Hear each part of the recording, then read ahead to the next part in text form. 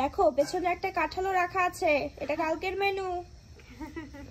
এ দেখো সব রুটি হয়ে গেল, সুন্দর গরম গরম। আর এই যে এটা লাস্ট হচ্ছে বানানো এখন।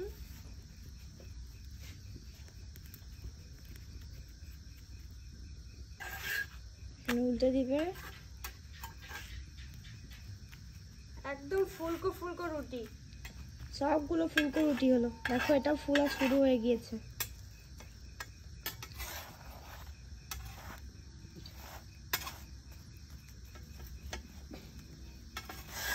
ব্যাস হয়ে গেছে,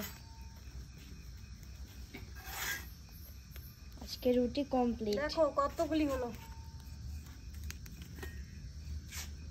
गेहूं का रोटी। Tata, good night.